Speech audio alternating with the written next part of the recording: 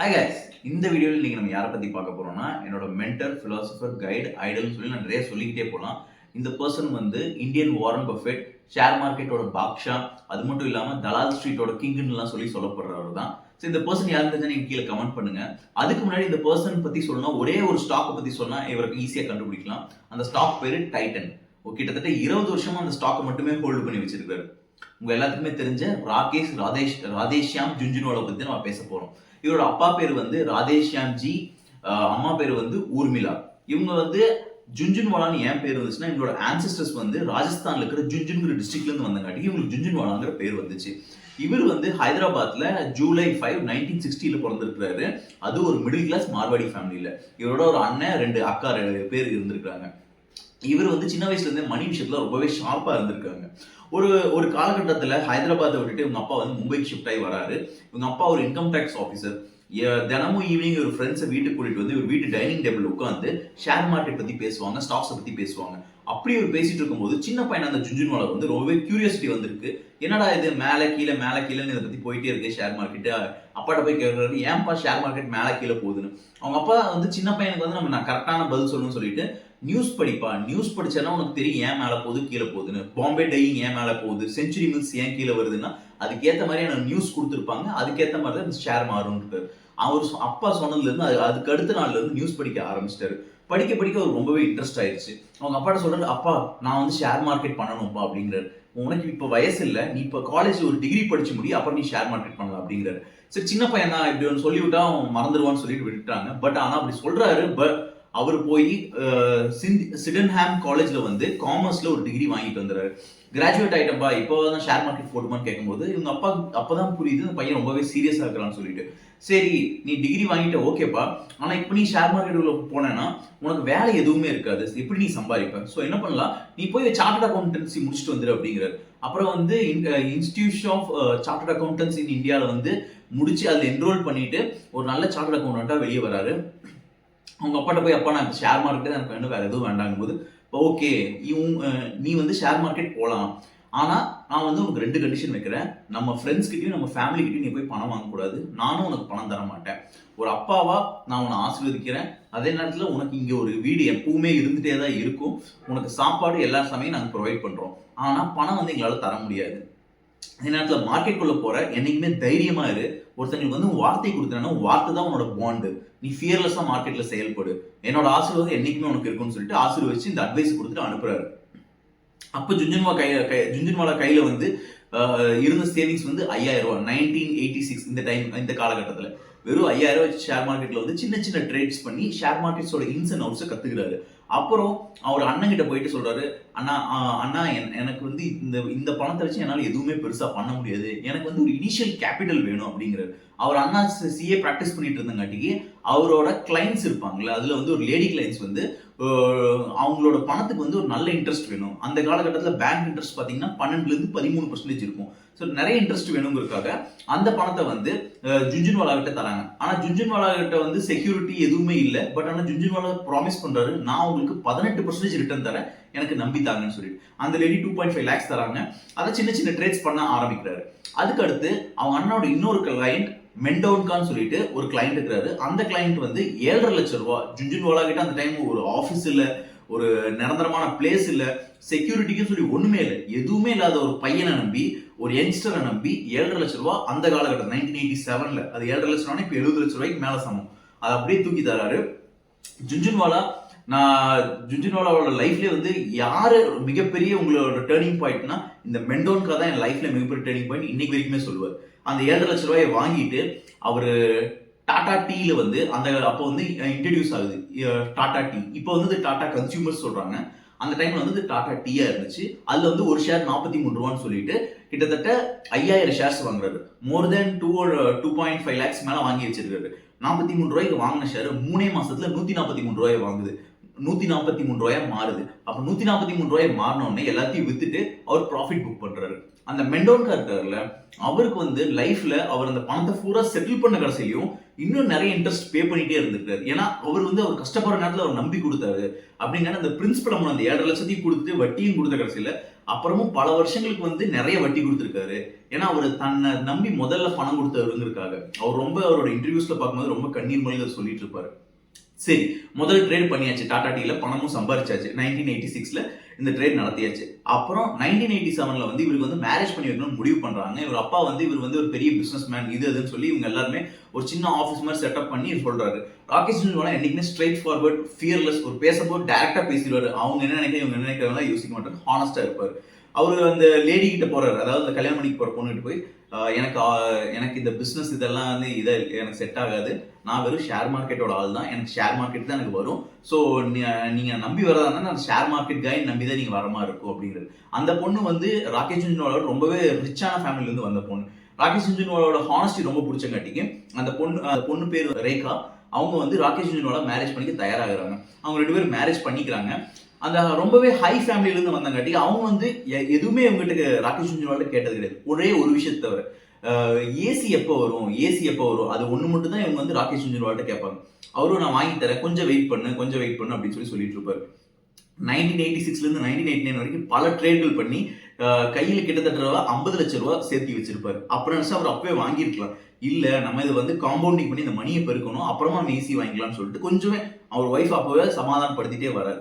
அப்புறம் 1989ல தான் இவரோட லைஃபோட மிகப்பெரிய டர்னிங் பாயிண்ட் வருது.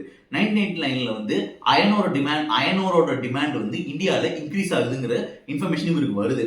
அந்த நேரத்தில் சீசா கோவாங்கிற ஸ்டாக், இப்போ வந்து வேதாந்தான் சொல்றோம், சீசா கோவான்னு அப்போ அந்த காலத்தில் இருந்த ஸ்டாக் வந்து ரொம்பவே கீழே வர ஆரம்பிச்சு. குளோபல் ரிசெஷன் காரணமா ரொம்பவே கீழே வர ஆரம்பிச்சிருச்சு. அதாவது 28 ரூபா ஒரு ஸ்டாக் அந்த நிலைமையில இருந்துச்சு. அந்த நிலைமையில இந்தியாவோட மிகப்பெரிய stock market investor Radhakrishnan Damani, டிமார்ட்டோட ஓனர் சொல்லப்படுற ராதாகிருஷ்ணன் தமானி, அவர் ஒரு மிகப்பெரிய வேல்யூ இன்வெஸ்டர். அவரே அந்த ஸ்டாக்கை வந்து ஷார்ட் செல்லிங் பண்ண ஆரம்பிச்சிட்டாரு. ஷார்ட் செல்லிங்னா அந்த ஸ்டாக்கை வித்து அதை கீழே தள்ளிக்கிட்டே இருக்குது. அதுக்கு பேர் தான் ஷார்ட் செல்லிங் பத்தி நம்ம இன்னொரு தனி வீடியோல பார்ப்போம். இப்போ வந்து சொல்றேன், ஷார்ட் செல்லிங்லாம் பண்றாரு. பெரிய பெரிய இன்வெஸ்டர்ஸ் அதெல்லாம் மேல வராதுன்னு சொல்லி ஷார்ட் செல்லிங் பண்ண ஆரம்பிச்சிட்டாங்க. பட் ராகேஷ் ஜுன்ஜுன்வாலா என்னன்னா, இந்தியாவில் வந்து அயனோட டிமாண்ட் இன்னும் இன்க்ரீஸ் ஆக தான் போகுது. ஸோ இந்த ஸ்டாக் வந்து ஷார்ட் செல்லிங் பண்றது சரியில்லை, இது வந்து இன்னும் மேல க்ரோத் ஆகும்னு சொல்லிட்டு நம்பி அதுல வந்து 1 கோடி ரூபா 50 லட்ச ரூபா இவர் சேர்த்து வச்ச அமௌண்ட் 50 லட்ச ரூபா கடன் வாங்கி 1 கோடி ரூபா அந்த ஸ்டாக்ல இன்வெஸ்ட் பண்றாரு. அந்த ஸ்டாக் ராகேஷ் ஜுன்ஜுன்வாலா நினைச்ச மாதிரி 28 ரூபாயில இருந்து 65 ரூபாய்க்கு போகுது. அப்புறம் 65 ரூபாய்க்கு போன கடைசியில மறுபடியும் பீப்புள்ஸ் ஷார்ட் செல்லிங் பண்ணங்காட்டிக்கு அது திடீர்னு 35 ரூபாய்க்கு குறையுது. அப்போ 68 ரூபாய்க்கு போனப்போ ஒரு விற்கல, 35 ரூபாய்க்கு கீழே இறங்கினப்போ விற்கல. இது ஒரு மிகப்பெரிய லெசன்ஸ், ஒரு இன்வெஸ்டர் எப்படி பேஷன்ஸா இருக்கணும் இருக்காரு. அப்போ இவரோட 35 ரூபாய்க்கு வரும்போது மறுபடியும் ஒரு 50 லட்சம் ரூபாய்க்கு அதை வாங்குறாரு. ஸோ இந்த கன்விக்ஷன் தான் அவரை காப்பாத்திருக்கு. கடைசியாக அந்த ஸ்டாக் வந்து 2200 ரூபாய் ரீச் பண்ணுச்சு. ஒரு ஸ்டாக்கோட பிரைஸ் வந்து 2200 ரூபாய் ரீச் பண்ணுச்சு. 28 ரூபாய்க்கு வாங்கின ஸ்டாக் மறுபடியும் 35 ரூபாய்க்கு வாங்கின ஸ்டாக் 2200 ரூபாய்க்கு ரீச் பண்ணும்போது அவர் விற்கிறாரு. இப்படியே அவர் வந்து 2.5 கோடி ரூபா இந்த ஸ்டாக்ல, இந்த சீசா கோவால மட்டுமே 2.5 கோடி ரூபா பண்ணியிருக்காரு. இது எல்லாத்தையும் விட மாஸ்டர் ஸ்ட்ரோக் எதுல வந்துச்சுன்னா 1990ல விபி சிங் ஓட தலைமையில, அதாவது பிரைம் மினிஸ்டர் இருக்கும்போது மது தன்வண்டிங்கிற பினான்ஸ் மினிஸ்டர் ஒரு பட்ஜெட் தாக்கல் பண்ண வராரு. அதுக்கு முந்தின நாள் மார்க்கெட்டே ரொம்ப பெசிமிசமா இருக்குது. மது தன்வண்டியா அவர் பட்ஜெட் கொடுக்க ஆரம்பிச்சிட்டாருன்னா எல்லாமே ரொம்ப நெகட்டிவா தான் இருக்கும், மார்க்கெட்லாம் கீழே தான் விழப்போகுது, எல்லாரும் பணத்தை வெளியிடுங்க அப்படின்னு சொல்லி எல்லாருமே அந்த மைண்ட் செட்ல இருந்தாங்க. ராகேஷ் ஜுன்ஜுன்வாலா வந்து சிம்பிளா என்ன சொல்றாருன்னா, மது தன்வண்டி வந்து ஒரு தாக்கூர் ஃபேமிலி சேர்ந்தவர், அது ஒரு பிசினஸ், மெயினா அவங்க பிசினஸ்க்கு வந்து ரொம்பவே ப்ரையாரிட்டி கொடுப்பாங்க. அப்படி இருக்கும்போது இப்படி ஒரு பட்ஜெட், மோசமான பட்ஜெட் அவர் தரமாட்டாரு அப்படிங்கிறாரு. பட் யாருமே இவர் பேச்சு கேட்க தயாரில்ல. ஹோல் மார்க்கெட்டே இருக்கு அகைன்ஸ்டா இருக்கு. ஏன் Radhakrishnan Damani, one of the value investor, டிமார்ட்டோட ஓனர், அவரே வந்து என்ன சொல்றாருன்னா இந்த பட்ஜெட் மோசமா தான் இருக்குன்னு சொல்லிட்டு கிரௌடோட சேர்ந்துட்டு அவருமே வந்து மார்க்கெட்ல இருந்து பணத்தை எடுக்கிற மாதிரி தான் பார்த்தாரு. ராகேஷ் ஜுன்ஜுன்வாலா என்ன செய்யறாருன்னா, சரி அவரு அப்படி நினைச்சிட்டு போட்டு, பட் என்னோட ஃபீலிங்ஸ், என்னோட கால்குலேஷன்ஸ்க்கு வந்து கரெக்டாக தான் இருக்கு, நான் ரிஸ்க் எடுக்க தான் போறேன்னு சொல்லிட்டு அவரோட போர்ட்ஃபோலியோ ஃபுல்லாமே மார்க்கெட்ல போட்டு வச்சிருக்காரு. அந்த மார்க்கெட்ல அன்னைக்கு போகும்போது காலையில அவரோட போர்ட்ஃபோலியோட மதிப்பு வந்து 3 to 4 கோடி ரூபாயே இருந்துச்சு. அதே நேரத்தில் சாயங்காலம் 6 மணிக்கு அவர் வீட்டுக்கு திரும்பி வரும்போது அவரோட போர்ட்ஃபோலியோ வந்து 20 கோடி ரூபாய். அவரோட லைஃப்லயே டேர்னிங் பாயிண்டா டேர்ன் பண்ணது அந்த ஒரு நாள், மது தன்வண்டி பட்ஜெட் அறிவிச்ச அந்த நாள். 3 கோடி எடுத்துட்டு போயிட்டு 20 கோடி ரூபாய் வீட்டுக்கு கொண்டு வந்தாரு. அப்ப அவர் ஒய்ஃப் கிட்ட சொல்றாரு, அபி ஏசி ஆயேகா, இப்ப ஏசி வீட்டுக்கு வரும், வா போய் வாங்கிட்டு வரலாம்னு சொல்றாரு. அதுதான் ஒரு வேல்யூ இன்வெஸ்டரா இருக்கும்போது அவங்களோட பேஷன்ஸ், அதே நேரத்துல இல்லாம கான்ட்ராரியன் பெட்ஸ், அதாவது மக்கள் இது சொல்றாங்கன்னா இதேதான் இருக்கும்னு இல்ல, அதுக்கு ஆப்போசிட் கூட உண்மையா இருக்கலாம்னு சொல்லி கான்ட்ராரியன் பெட்ஸ் எடுக்கிற ஸ்கில் இருக்கிறதுனால தான் ராகேஷ் ஜுன்ஜுன்வாலா இன்னைக்கு வரைக்குமே ராகேஷ் ஜுன்ஜுன்வாலா நம்ம பாராட்டிட்டு இருக்கிறோம். ராகேஷ் ஜுன்ஜுன்வாலா நம்ம கேட்கும்போது உங்களோட சக்சஸ்க்கு என்ன மந்த்ரா, என்ன ரீசன், அதெல்லாம் கேட்கும்போது அவர் சொல்றாரு, பீப்புள், பேஷன்ஸ், டெக்னாலஜி, ஃப்ருகாலிட்டி, அது மட்டும் இல்லாம கடைசியா கார்பரேட் கவர்னன்ஸ். இந்த 5 விஷயம் தான் என்னோட சக்சஸ்க்கு மிகப்பெரிய காரணம். இந்த 5 விஷயம் தான் நான் ஸ்டாக்ல இன்வெஸ்ட் பண்ணுவேங்கிறாரு. சரி, 1990ஸ்ல மதுதன்வண்டி பட்ஜெட் முடிஞ்ச கடைசியில 1992ல ஹர்ஷத் மேத்தா ஸ்கேம் நடந்து, நீங்க இந்த மூவிலேயே நிறைய சீரீஸ்லயே நிறைய பார்த்திருப்பீங்க. அந்த ஸ்கேம்ல 3000 ரூபாய்க்கு ஒரு ஸ்டாக்கை ஷார்ட் செல் பண்ணி 300 ரூபாய்க்கு அதை திருப்பி வாங்கி கொடுத்து 10 மடங்கு ப்ராஃபிட் அடைஞ்சாரு. அதுதான் ஒரு லைஃப்ல செகண்ட் ஹையஸ்டா ஒரு மணி ஏர்ன் பண்ணது. மதுதன்வண்டி பட்ஜெட்க்கு அப்புறமா செகண்ட் ஹையஸ்டா மணி ஏர்ன் பண்ணது இந்த ஸ்டாக்ல தான். அப்புறம் 2002ல வந்து இருக்கிறதுலே எபிக் டர்ன் ஓவர் நடந்திருக்கு. அதாவது டைட்டன் ஸ்டாக்கை வந்து 6 ரூபாய் அந்த ரேஞ்சில் இவர் வாங்க ஆரம்பிச்சாரு. அவர் வாங்குற டைம்ல வந்து டைட்டனோட மேனேஜ்மெண்ட்ல டிஸ்பியூட் இருந்துச்சு. அது மட்டும் இல்லாம டைட்டன்ல இருக்கிற ஹோசூர் இருக்கிற ஃபேக்டரியில் இருக்கிற பீப்புள்ஸ் வந்து ஸ்ட்ரைக் பண்ணி அந்த ஃபேக்டரியே க்ளோஸ் பண்ணிட்டாங்க. அந்த ஸ்டாக்லோட ரெவென்யூ, ப்ராஃபிட்டபிலிட்டி எல்லாமே கேள்விக்குறியா இருந்துச்சு. பட் ஆனா ஜுன்ஜுன்வாலா சிம்பிளா சொல்றது, இது டாட்டாவோட கம்பெனி, இவங்க ஏமாத்த மாட்டாங்க.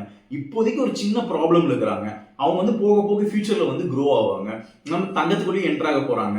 ஸோ நம்ம வந்து தைரியமா பெட் பண்ணி வாங்கலாம்னு சொல்லிட்டு 50 லட்சம் ஷேர்ஸை வந்து உடனே வாங்குறாரு. மறுபடியும் மேனேஜ்மெண்ட் எல்லாம் போய் பாக்குறாரு, எல்லாம் யங்ஸ்டர்ஸ் எனர்ஜெட்டிக்கா இருக்கிறாங்க, ஒரு ஃபேஷனபிளா இருக்காங்க தெரிஞ்சோடனே இன்னும் அதிகமான ஷேர்ஸை வாங்கி விற்கிறாரு. அவர் இறக்கும் போது, அதாவது 14th ஆகஸ்ட் 2022ல அவரோட போர்ட்ஃபோலியோல பார்க்கும்போது டைட்டன் தான் இருக்கிறதே ஹையஸ்ட் வேல்யூஷன்ல இருந்திருக்கு. இப்போ டைட்டன் ஸ்டாக் அவரோட போர்ட்ஃபோலியோ எவ்வளவுனா 15,560 கோடி ரூபாய்க்கு மட்டுமே டைட்டன் ஸ்டாக் இருந்திருக்கு. அதுல வந்து ஒரு சில கோடியில இன்வெஸ்ட் பண்ணிருக்காரு. பட் ஆனா அது பயங்கரமான ரிட்டர்ன் வந்து அவர் போர்ட்ஃபோலியோலயே அதிகபட்ச பங்கு அந்த ஒரு ஸ்டாக் மட்டும் தான் இருக்குது. இதுல இருந்து என்ன தெரியுதுன்னா, அவரோட வேல்யூ ஆஃப் பேஷன்ஸ். 20 வருஷம் அந்த ஸ்டாக் ஒரு வாட்டி கூட மேல கீழே எத்தனை வாட்டி போயிருக்காங்க, ஒரு வாட்டி கூட அதை விற்கணுங்கிற எண்ணம் வரல. நம்மளும் இவர மாதிரி ஒரு பெரிய இன்வெஸ்டர் எப்படி கத்துக்கணும்னா, ஸ்டாக் மேல கீழே போக தான் செய்யும். நம்ம பேஷன்ஸா நம்ம கன்விக்ஷனை பிலீவ் பண்ணி அதை நம்ம பெட் பண்ணியிருக்கோம்னா அதை நம்ம பேஷண்டோட வெயிட் பண்ணி தான் செய்யணுங்கிறத நம்ம இதுல கத்துக்கலாம். சரி, ராகேஷ் ஜுன்ஜுன்வாலா என்னதான் நம்ம இவ்வளவு பெரிய ஆளா சொல்லியிருந்தாலும் டைட்டன் மட்டும் இல்லாம கிறிசில், லூபின், பிராஜ் இண்டஸ்ட்ரீஸ், ப்ரோசோன் சொல்லிட்டு மிகப்பெரிய ஸ்டாக்ஸ் எல்லாமே அவர் ஹோல்டு பண்ணி அதுல நிறைய பணமும் சம்பாதிச்சிருக்காரு. அவர் லேட்டஸ்ட் போர்ட்ஃபோலியோ ஹோல்டிங்ஸ் பாத்தீங்கன்னாலே சூப்பர் ஸ்டாக்ஸ் தான் எடுத்து வச்சுட்டு தான் அவர் இறந்து போயிருக்காரு. ராகேஷ் ஜுன்ஜுன்வாலா பத்தி என்னதான் நம்ம ரொம்பவே பாசிட்டிவா கேள்விப்பட்டிருந்தாலும், அவர் லைஃப்ல பண்ண ஒரு மிகப்பெரிய மிஸ்டேக் என்ன அவர்கிட்ட கேட்கும்போது, என் ஹெல்த்ல கொஞ்சம் இன்வெஸ்ட் பண்ணியிருந்திருக்கலாம், கொஞ்சம் வாக்கிங் போயிருந்திருக்கலாம், கொஞ்சம் மெடிகேஷன்ஸ்ல ட்ரை பண்ணியிருக்கலாங்க. அவர் மார்க்கெட் இருந்ததுதான் அவரோட வந்து ஹெல்த் லாஸ் பண்ணது ஒரு மிகப்பெரிய ரீசன். அது மட்டும் இல்லாம அவர் அந்த ட்ரிங்க்ஸ், அந்த சிகரெட்ஸ், இந்த மாதிரியான ஹேபிட்ஸ் அவருக்கு இருந்தங்காட்டிக்கு அது இன்னுமே ஒரு ஹெல்த் அஃபெக்ட் பண்ணிருக்குது. அவர்கிட்ட நம்ம நிறைய நல்ல விஷயம் கத்துக்கிட்டாலும், அவர் பண்ண தப்புலேருந்து இந்த தப்பு நம்ம பண்ணக்கூடாது பார்த்தா நம்ம ஹெல்த்ல நம்ம கொஞ்சம் கவனம் செலுத்திக்கணும். அவர் இறக்கும் போது அவர்கிட்ட 40,000 கோடி ரூபாய் சொத்து மதிப்பு இருந்தாலும், பட் ஒழுங்கான ஹெல்த் இல்லாதங்காட்டி அவர் 62 வயசுலேயே இறந்து போறாரு. 14th ஆகஸ்ட் 2022ல அவர் இறக்குறாரு. சுதந்திர தினத்துக்கு ஒரு நாள் முன்னாடி அவர் இறந்து போயிடுறாரு. இதுல நம்ம என்ன தெரிஞ்சுக்கலாம்னா, நம்ம மணியும் சம்பாதிக்கணும், வெல்த்தும் இம்பார்ட்டன்ட், அதே நேரத்தில் ஹெல்த்தும் இம்பார்ட்டன்ட். நீங்க ராகேஷ் ஜுன்ஜுன்வாலா பத்தி என்ன நீங்க சொல்லி கீழே கமெண்ட் பண்ணுங்க.